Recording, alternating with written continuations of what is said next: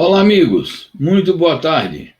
Está no ar mais um programa A Semana no Mundo, que transmitimos todos os sábados às 3 da tarde na TV 247, um canal indispensável na luta de ideias por um mundo melhor. O nosso programa é uma trincheira da resistência. Além de informações e reflexões sobre a conjuntura internacional, defendemos aqui pontos de vista que vão ao encontro das aspirações das nações que lutam pela sua autodeterminação e soberania nacional, que lutam pela paz mundial, uma luta que é de todos os povos amantes da paz e da liberdade. Por isso, pedimos sempre o seu apoio para reforçar cada vez mais a TV 247 e credenciá-lo a continuar sendo este indispensável veículo de informação e comunicação. Apoie a TV 247. Seja um assinante do nosso canal. Ajude a aumentar o nosso alcance. No programa deste sábado, temos muitos assuntos a tratar. Vamos começar abordando o assunto que está relacionado com a chamada principal deste programa. Bolsonaro perde a guerra das vacinas. O ocupante do Palácio do Planalto não se cansa de dar vexames internacionais e enxovalhar o bom nome do Brasil no exterior. Desta vez, relativamente à questão da pandemia e das vacinas. Durante os últimos dias, Jair Bolsonaro travou uma guerra inglória contra as vacinas. Ele procurou de todas as maneiras desqualificar a vacina, principalmente a Coronavac, de fabricação chinesa em parceria com o Instituto Butantan de São Paulo. Difundiu fake news, acionou o seu exército de milicianos digitais para difundir mentiras sobre as vacinas de uma maneira geral e especificamente sobre a vacina produzida em parceria entre a China e o estado de São Paulo. Disse que não ia se vacinar e ponto final, desestimulando a população a cumprir uma ação indispensável para a sua própria proteção individual e coletiva. Realizou uma série de atos, deu uma série de declarações que mostram o seu completo negacionismo e a sua completa irresponsabilidade em relação à proteção da população brasileira. Coerente, aliás, com tudo que ele fez e falou sobre a pandemia desde que a pandemia começou. Foi ele que ignorou a pandemia todo o tempo. Foi ele que disse que não passava de uma gripezinha. Foi ele que estimulou as aglomerações. Foi ele que condenou as prefeituras municipais e governos estaduais que tomaram medidas corretas para proteger a população e fazer um esforço para controlar a disseminação do vírus. Ele também condenou e culpou o Supremo Tribunal Federal, dizendo que foi o Supremo Tribunal Federal que deu autoridade aos prefeitos e governadores para tomar as medidas com as quais ele não concordava.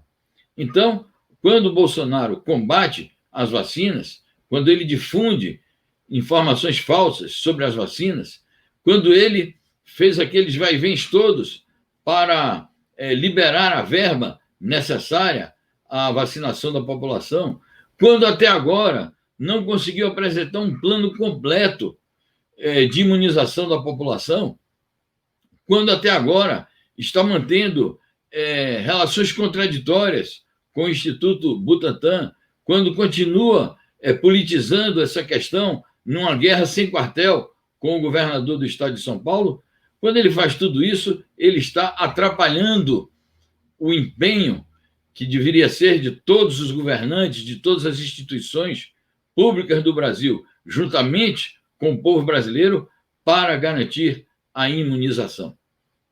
Chamamos a atenção para esse aspecto do comportamento do Bolsonaro, porque nos últimos 2 dias ele supostamente teria moderado o seu discurso, supostamente teria reconhecido determinados erros. E existe muita gente aí, seja na política, seja na imprensa, interessada em divulgar esta versão. Mas o Bolsonaro, ele é incorrigível. O Bolsonaro não faz autocrítica. O Bolsonaro só volta atrás em determinadas atitudes quando é obrigado, quando é derrotado. De modo que, quando ele assinou a medida provisória, liberando os 20 bilhões de reais para a aquisição das vacinas, isso representa uma derrota política e administrativa dele, porque a vontade dele expressa era outra.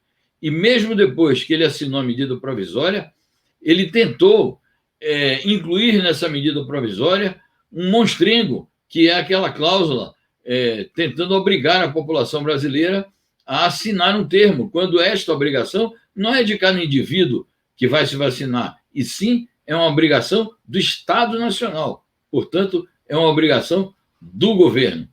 Além de tudo, ele tentou, de todas as maneiras, e continua tentando, atrasar o processo de registro das vacinas, colocando uma porção de dificuldades. E continua fazendo a propaganda da falsa noção de que a vacina não é obrigatória. O Supremo Tribunal Federal já disse, é obrigatório, sim, a vacinação.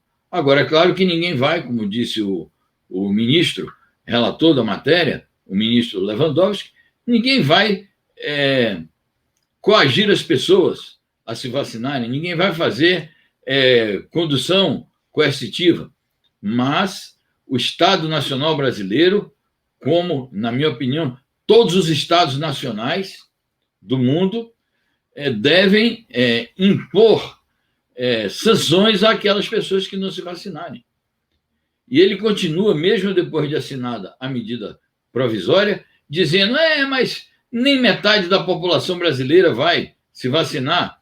Na sexta-feira saíram notícias sobre isso, dizendo que nas reuniões que ele mantém com grupos de amigos e com assessores, ele diz, no máximo metade da população brasileira vai se vacinar. Então, quando notícias como estas são vazadas e divulgadas, isso é uma espécie de senha para que os negacionistas da vacina, para aqueles que integram esse movimento, que na verdade é um movimento reacionário, que está no Brasil e está em outros países do mundo, para que essas pessoas tenham elementos de convencimento da população desinformada de que não adianta se vacinar, porque o presidente já está prevendo que metade da população não vai se vacinar, então a outra metade que estaria propensa a se vacinar deveria seguir o exemplo dessa outra parte. Então, o Bolsonaro presta esse desserviço ao povo brasileiro na medida que nega à nossa população o direito a se proteger de uma doença gravíssima. Mas por que eu trago este assunto aqui ao nosso programa, que é um programa mais voltado para as questões internacionais? Exatamente para estabelecer o contraste, para evidenciar o contraste que existe entre esta posição do Jair Bolsonaro e a de outros governantes no mundo. A posição atual do governo brasileiro com a de outros governos do mundo, independentemente até de se outros chefes de Estado ou outros governos são progressistas ou conservadores. Eu vou dar aqui o exemplo de alguns países progressistas e vou dar o exemplo de alguns países conservadores, até de chefes de Estado que são reacionários, que são de direita, mas que estão tendo um comportamento, neste momento, diferente do comportamento de Bolsonaro. Começo mencionando o próprio guru do Bolsonaro, o Donald Trump, que acaba de sofrer uma derrota contundente, não foi reeleito, vai ter que deixar a Casa Branca, apesar de todo o esperneio que ele anda fazendo, mas não vai adiantar, ele perdeu essa batalha. Então, o Trump acabou, digamos, comemorando o fato. Ele que era negacionista, e é um negacionista também em relação à pandemia, e que foi negacionista em relação à vacina, agora teve que se curvar ante a força dos fatos e admitir que a vacina é necessária, e no próprio governo dele, já no seu final, estão sendo dadas as autorizações e a vacinação efetivamente começou nos Estados Unidos. Outro exemplo que eu poderia citar, o Boris Johnson, que é um governante conservador. No começo da pandemia, teve um comportamento negacionista, mas ele foi vitimado porque contraiu a doença, os sintomas dele foram graves, ele esteve na UTI, ele correu risco de morrer, ele esteve à beira da morte, depois ele fez depoimentos emocionados sobre isso, porque acabou se salvando pelas boas condições de tratamento que teve. O Boris Johnson mudou completamente o comportamento, tanto é que o Reino Unido foi o primeiro Estado nacional, o primeiro país a iniciar, no mundo, a iniciar a vacinação. E o presidente eleito dos Estados Unidos, que tampouco é progressista, é o chefe, vai ser o novo chefe do imperialismo, também já deu declarações repetidas de que vai, sim, prosseguir a vacinação nos Estados Unidos, essa vacinação será massiva, essa vacinação atingirá o conjunto da população e continua fazendo lá uma pregação que é necessária para que as pessoas se protejam, para que a doença seja controlada, para que não haja aglomerações, para que as pessoas tomem as medidas que são pertinentes e já aconselhadas por toda a comunidade científica, a comunidade médica internacional e mesmo já hoje é reconhecido toda a comunidade política, enfim, todas as instituições mundiais que defendem um conjunto de medidas mínimas de proteção, de distanciamento social, de não aglomeração, etc., de uso de máscara, princípios básicos de higiene, etc. Mas posso dar o exemplo também da União Europeia, que tampouco é um aglomerado de países que se possa dizer que a União Europeia seja progressista. Ao contrário, a União Europeia representa aquilo que nós chamamos de o imperialismo europeu.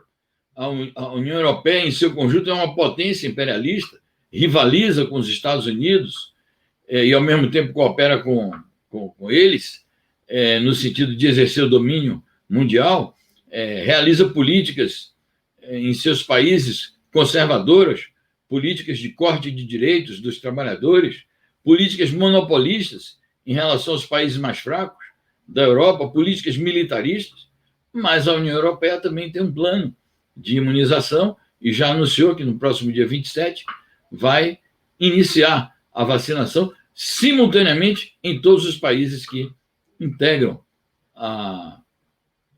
o conglomerado, que integram o bloco europeu. A Rússia, liderada pelo presidente Vladimir Putin, está a pleno vapor com a sua vacina Sputnik. O Putin disse, vou me vacinar, diferentemente desse aqui que disse, não vou me vacinar e pronto, ponto final, como se isso fosse uma atitude engrandecedora, uma atitude que orgulhasse alguém. Então, a Rússia está em pleno vapor com a vacina. A China está tomando as suas próprias medidas em relação à vacina, já está, desde o mês de junho, vacinando em caráter emergencial determinados setores da população e já prometeu que, em breves semanas, fornecerá 600 milhões de doses de vacinas e vai iniciar uma vacinação maciça também. E aqui na América Latina, meus amigos, uma série de países, independentemente de serem conservadores ou progressistas, já estão com planos de vacinação, já decidiram iniciar as vacinações. Então, nós temos o caso de Cuba, que eu vou tratar aqui à parte, temos o caso da Venezuela, temos o caso da Argentina, temos o caso do Chile, que é dirigido por um governo conservador, mas já decidiu também pela vacinação, o caso do Equador, que tampouco tem um governo progressista.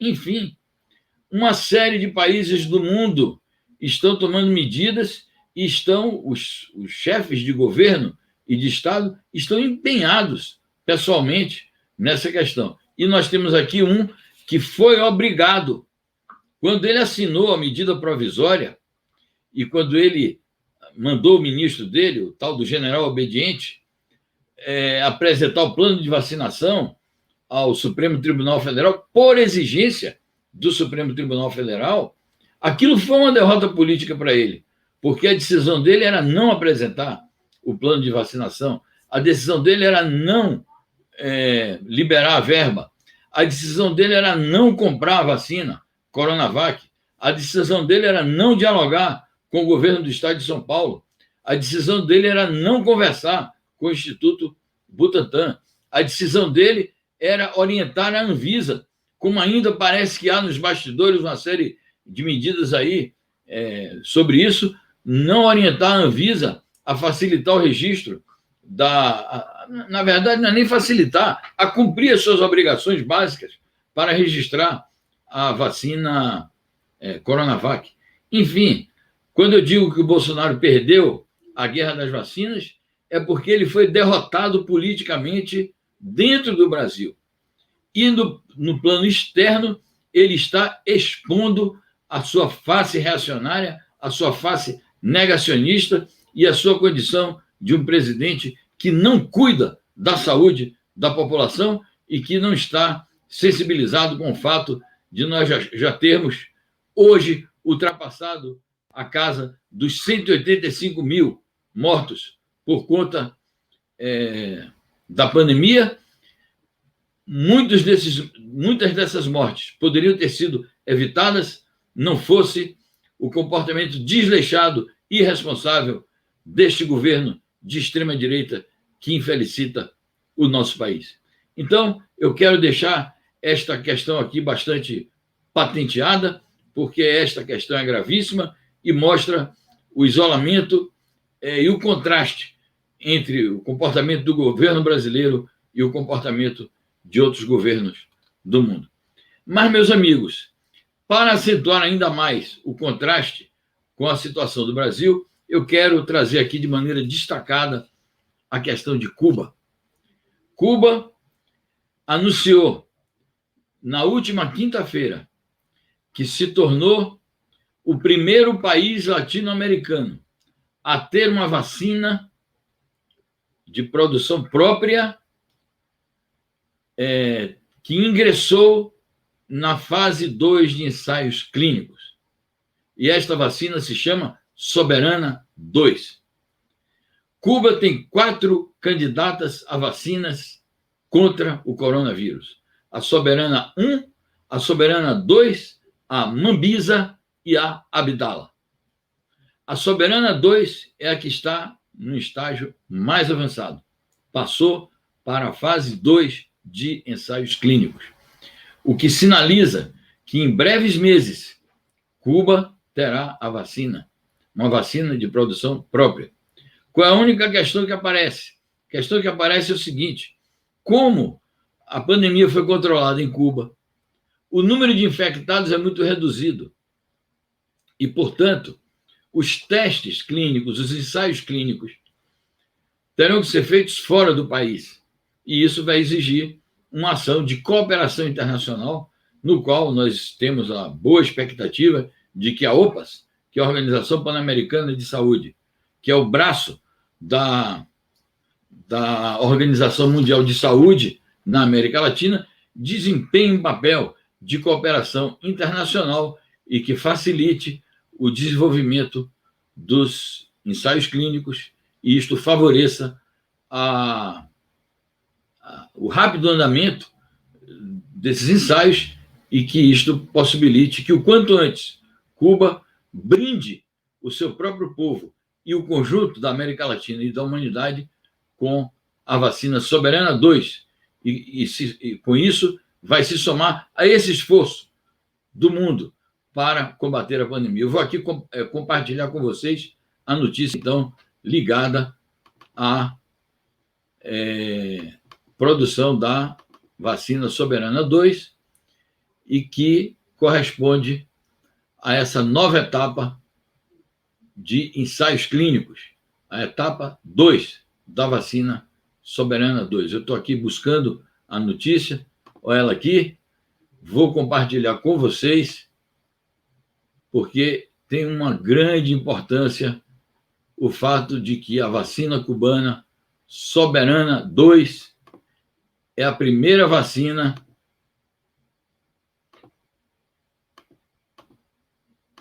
aqui. Às vezes o sistema não me favorece e eu não consigo apresentar as notícias como eu gostaria, mas eu peço paciência a vocês. Já vamos compartilhar. Está aqui a notícia. Então, a notícia diz assim: a cubana Soberana 2 é a primeira vacina latino-americana a avançar para a fase 2, que é a fase de ensaios clínicos. Enquanto eu deixo aí na tela essa notícia, que foi publicada na sexta-feira pelo site Brasil 247, eu quero ainda fazer alguns comentários adicionais sobre esta questão das vacinas em Cuba. Prevê-se que no primeiro semestre de 2021, a maioria da população cubana estará vacinada.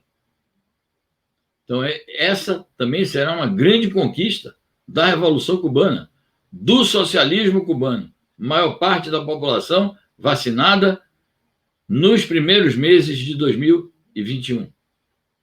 Quero ainda dizer que estes êxitos que Cuba está alcançando no desenvolvimento das pesquisas sobre a vacina, este êxito se refere ao fato de que Cuba tem uma grande expertise, uma grande experiência, uma grande ciência, um grande conhecimento na produção de vacinas.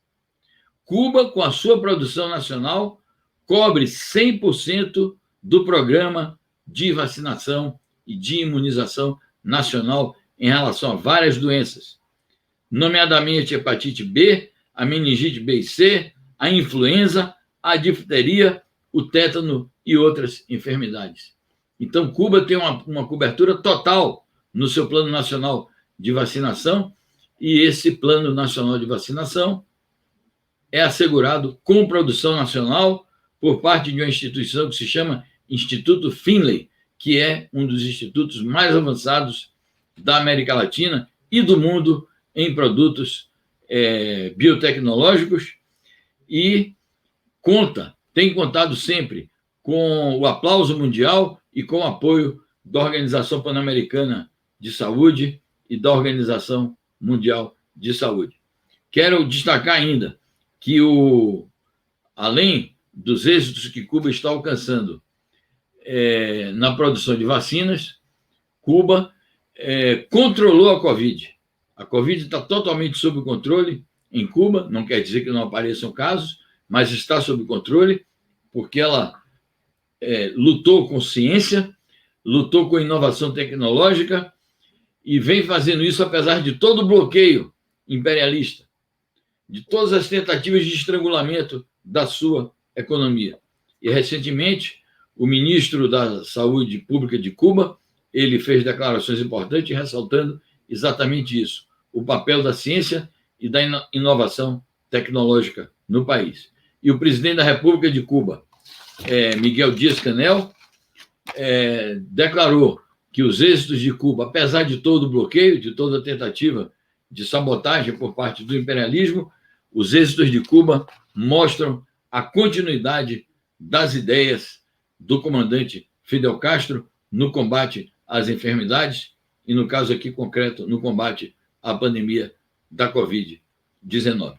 Então, é de muito destaque e merece todo o nosso aplauso a conduta de Cuba em relação à Covid, em relação à produção de vacina, em relação ao plano de vacinação, em contraste total, flagrante, com o comportamento negacionista aqui do ocupante do Palácio do Planalto. Eu quero, meus amigos, continuar o nosso roteiro de hoje abordando, como a gente sempre tem feito aqui, a realidade de outro país socialista que enche os olhos da humanidade com as suas realizações cada vez maiores. Esta semana, e eu já vou também compartilhar essa notícia aqui com vocês, vou tentar pôr aqui na tela, porque é muito significativa dos êxitos do socialismo na China. Então, se trata do seguinte: Isso realmente é um êxito marcante da República Popular da China. É um êxito marcante. Está aqui. Sonda lunar chinesa retorna à Terra com sucesso total na missão. Então, a China realizou uma missão lunar, enviou para a Lua uma sonda. Esta sonda fez ali explorações. Está aí a bandeira da China fincada na Lua.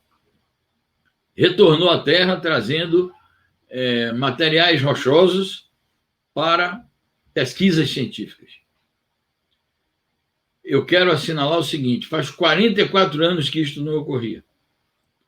A última vez que isso ocorreu foram missões lunares dos Estados Unidos e da então União Soviética, que também era um país socialista e que foi uma potência espacial. Então, um grande êxito da China, e o presidente chinês, o presidente Xi Jinping, que é também o secretário-geral do Partido Comunista da China, destacou o êxito dessa missão lunar, referiu-se ao fato de que é um passo gigantesco que a China dá no sentido de se transformar numa potência espacial. E editoriais de diversos órgãos da imprensa chinesa assinalaram nos últimos dias, na quinta e sexta-feira, que esses êxitos da China, esses êxitos da missão lunar, somados ao êxito do combate à fome, significam passos adiante no sentido do renascimento chinês, da revitalização da nação chinesa. Então, a China avança cada vez mais também nessa questão científica e tecnológica, e isso relacionado com o combate à pobreza não pode deixar de ser visto como um grande êxito da República Popular da China. E nela, e nesses êxitos, desempenha um papel fundamental o Partido Comunista da China, que é a vanguarda da sociedade chinesa, a vanguarda da construção do socialismo com peculiaridades chinesas na nova era, como foi, no passado, a vanguarda da Revolução Chinesa. Partido este que comemora, no ano de 2021, julho de 2021, o seu centenário de fundação. Cada vez mais ressalta para o conjunto da humanidade, e especificamente para as forças progressistas, para as forças revolucionárias, para aqueles que lutam pelo socialismo, ressalta o papel de um partido comunista, um partido que mantém a identidade comunista, um partido que pensa no futuro da humanidade. Esse partido, no caso nacional da China, é o Partido Comunista Chinês. Mas no caso de vários outros países do mundo, seja que nacionalidade for, o papel do Partido Comunista, de ter uma identidade comunista no conjunto das forças políticas que lutam por transformações, pelo progresso social, pelo progresso econômico, pela democracia, pelo protagonismo do povo, pela direção das forças populares, das classes populares no Estado Nacional, para abrir novos caminhos à construção do socialismo. Aliás, por falar nisto, eu quero abrir um parêntese para destacar que exatamente nesse período, 2018, 2019, 2020, 2021, 2022, é o período dos grandes centenários dos partidos comunistas. Em 2018, nós tivemos o centenário do Partido Comunista Grego e do Partido Comunista da Argentina. Este ano, nos próximos dias, dia 25 de dezembro, de 25 a 30 de dezembro, comemora-se o centenário do Partido Comunista Francês. Em março de 2021, teremos a comemoração do aniversário do Partido Comunista Português. Em julho de 21, teremos a comemoração do centenário do Partido Comunista da China. E em março de 2022, teremos a comemoração do centenário do Partido Comunista do Brasil. É importante ressaltar isto, Os partidos comunistas estão ativos no mundo. Os partidos comunistas, com os seus nomes próprios, com sua identidade, com sua bandeira, com seus símbolos, têm todas as credenciais de participar ativamente da vida política dos seus países, inclusive nos embates eleitorais. Os partidos comunistas têm condições de governar municípios, estados, nações. Então, eu diria mesmo que o Partido Comunista é uma força indispensável na época atual que nós estamos vivendo, que é a época da acumulação de forças na luta pelo socialismo. Isso é válido para a China, é válido para a Rússia, é válido para os países europeus, os países latino-americanos, e é válido também para o Brasil. Então, é sempre bom lembrar que no Brasil tem um Partido Comunista atuante e um Partido Comunista vocacionado para continuar sendo comunista e participando ativamente da vida política no nosso país. Bom, meus amigos, eu quero seguir adiante. Estamos chegando já perto de finalizar o nosso programa. Eu queria compartilhar com vocês umas informações importantes sobre a Rússia, que é um país que, embora não mais socialista, é um país que continua desempenhando um papel destacado no mundo contemporâneo. Então, eu quero mostrar aqui para vocês essa questão da Rússia, que é o grande discurso que fez, a entrevista coletiva que fez na última quinta-feira o presidente russo Vladimir Putin. Putin da grande coletiva de imprensa para fazer balanço do ano de 2020. E posso acrescentar também para traçar perspectivas e planos para o ano de 2021. Todo ano, quando chega nesses dias finais do ano, o presidente Putin dá uma coletiva de imprensa. Normalmente comparecem quase 2.000, 1.900, 1.800, varia. Quase 2.000 jornalistas russos e de todo o mundo se reúnem num grande auditório e fazem uma verdadeira saraivada de perguntas de todo tipo, com toda a liberdade. E quero destacar que entre esses jornalistas, os veículos de comunicação, estão todos os principais veículos de comunicação do mundo. E anteontem, por conta da pandemia, houve a mesma entrevista coletiva, com um número mais reduzido de jornalistas, mas mesmo assim, mais de 700 jornalistas compareceram e fizeram por videoconferência uma série de perguntas ao presidente Vladimir Putin. O que eu quero destacar na entrevista do Putin é o seguinte: primeiro, foram mais de 60 perguntas que ele respondeu durante 4 horas. Durante 4 horas de entrevista coletiva. E a frase síntese, na minha opinião, dessa entrevista foi quando lhe perguntaram o que é que ele queria destacar no final do ano, e para o ano novo ele diz: eu quero fazer um brinde à Rússia. E por que eu considero isso uma frase síntese?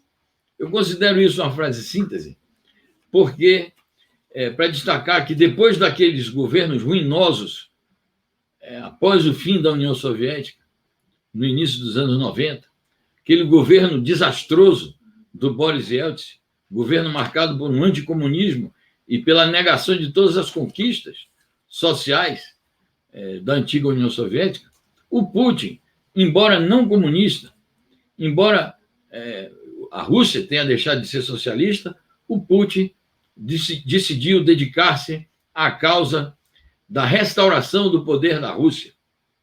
E ao fazer a restauração do poder da Rússia, econômico, político, diplomático, militar, inserido no mundo como uma grande potência e disputando em pé de igualdade com outras potências e sem se curvar à vontade do imperialismo estadunidense, como fez o Boris Yeltsin, o Putin, ele muitas vezes utiliza as simbologias soviéticas, muitas vezes ele exalta as conquistas econômicas, sociais, científicas e tecnológicas da época soviética, muitas vezes ele exalta o heroísmo do povo soviético sob a direção do Partido Comunista da União Soviética e do governante, chefe de Estado e chefe do partido Stalin, as façanhas que esse povo realizou na Segunda Grande Guerra e que derrotou a Alemanha nazista e deu uma contribuição decisiva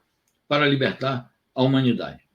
Quero destacar ainda da entrevista coletiva do presidente Putin, que ele, com muita insistência, disse o seguinte: não se pode querer culpar nenhum país pela pandemia.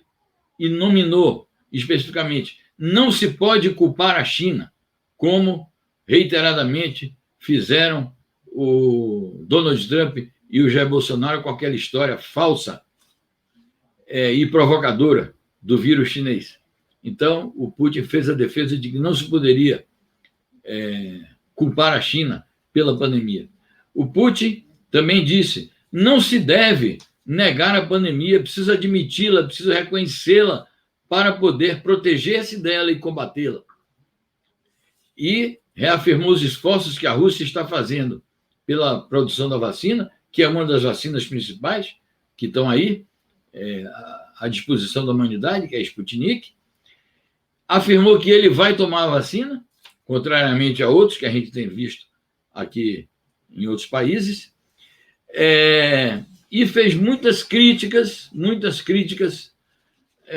às atitudes que os Estados Unidos têm tomado contra a própria Rússia, fez muitas críticas à OTAN, a Organização do Tratado do Atlântico Norte, que é o braço armado do imperialismo estadunidense, mais países da União Europeia e o Canadá, e exaltou as boas relações que ele tem que a Rússia tem com a China, destacando, portanto, que é uma importante aliança internacional, é uma importante conjugação de forças essa entre a Rússia e a China, que é uma aliança que se dá no âmbito do BRICS, Brasil, Rússia, Índia, China e África do Sul, mas não só, é uma relação que se dá no âmbito da Organização de Cooperação de Xangai, é uma cooperação que se dá no âmbito da Organização das Nações Unidas e em todas as suas agências, e é também uma cooperação no nível bilateral, relações que têm o elevadíssimo status de relações de parceria estratégica global. Então, eu reputo a entrevista coletiva do presidente Vladimir Putin como um fato importante da conjuntura internacional, porque, através dessa coletiva, ele dá opiniões sobre temas sensíveis. Entre esses temas sensíveis, há dois temas que estão ligados à existência da própria Rússia, mas que têm impacto mundial, que é o problema da Ucrânia, onde houve um golpe e uma tentativa de golpe anti-russo, golpe esse que foi instrumentalizado por forças imperialistas, e até hoje há um estado de guerra numa das províncias da Ucrânia, que é o Donbass, e a Rússia sempre condena as atitudes anti-russas do governo ucraniano e a utilização que os países imperialistas fazem do governo ucraniano contra a Rússia.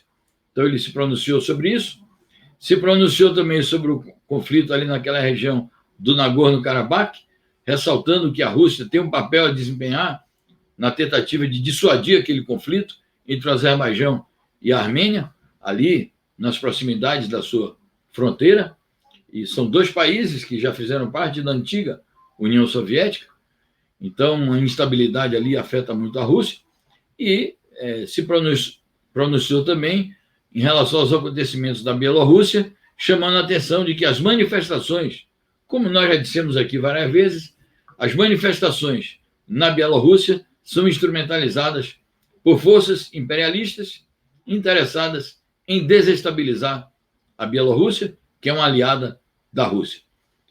Então, ele defendeu também a integridade do país, Bielorrússia, e o respeito à Constituição, e chegou a dizer que confia nas palavras do presidente bielorrusso, o Lukashenko, relativamente à promulgação de uma nova Constituição no país. Bom, meus amigos, eu já vou para os momentos finais. da nossa transmissão, vou abordar apenas um último assunto que é de nosso interesse particular aqui na América Latina. Vou compartilhar a notícia aqui com vocês.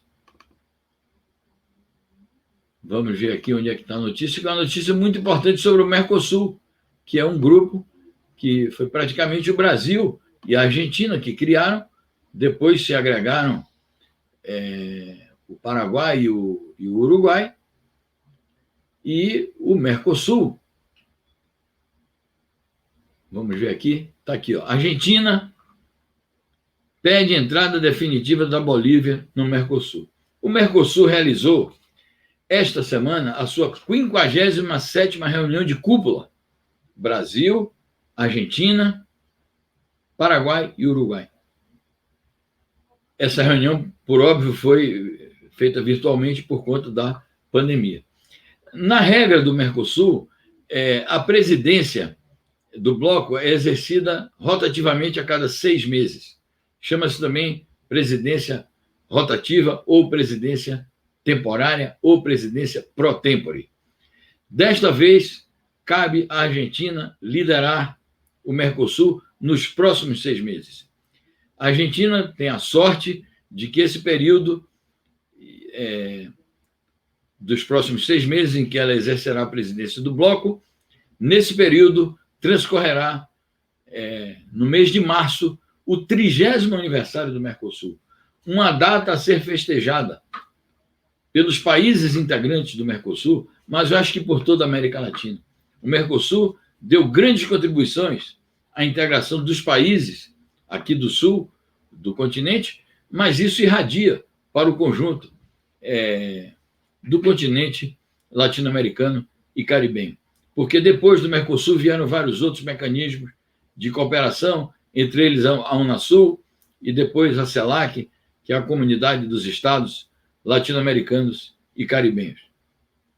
Pois bem, a Argentina, portanto, liderada pelo presidente Alberto Fernandes, que tem se destacado como um democrata, como um importante líder latino-americano, a Argentina vai comemorar o 30º aniversário do Mercosul, propondo algumas mudanças importantes.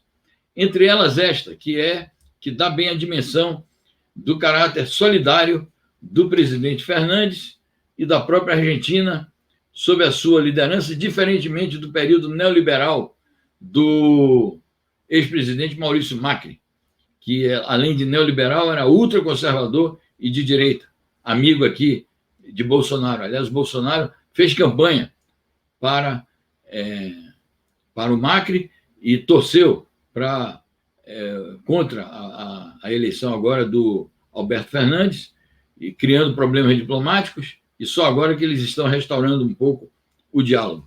Mas então, o Alberto Fernandes está propondo que no 30º aniversário do Mercosul se promova o ingresso definitivo da Bolívia no bloco, porque a Bolívia também é parte dessa parte sul da América do Sul, é um país vizinho da Argentina, do Brasil, de modo que uma atitude solidária do presidente Fernandes está propondo o ingresso definitivo da Bolívia, que tem sido um país convidado no Mercosul, e agora passará, se vingar a proposta, e tomara que vingue, do presidente Alberto Fernandes, de ser um membro efetivo do Mercosul.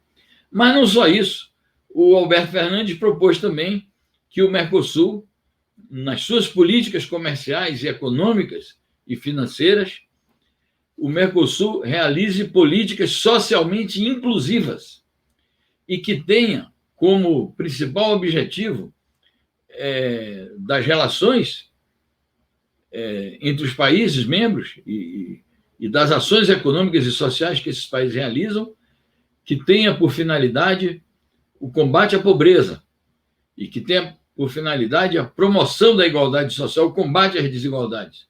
E isso só se faz através de políticas econômicas e sociais inclusivas, disse o presidente argentino Alberto Fernandes. Então, a gente torce muito para que o Mercosul, sob a liderança do presidente Alberto Fernandes, da Argentina, nos próximos 6 meses, consiga dar esses passos tão importantes para o fortalecimento das economias dos países membros e para, obviamente, o fortalecimento das nossas sociedades, principalmente das populações menos favorecidas.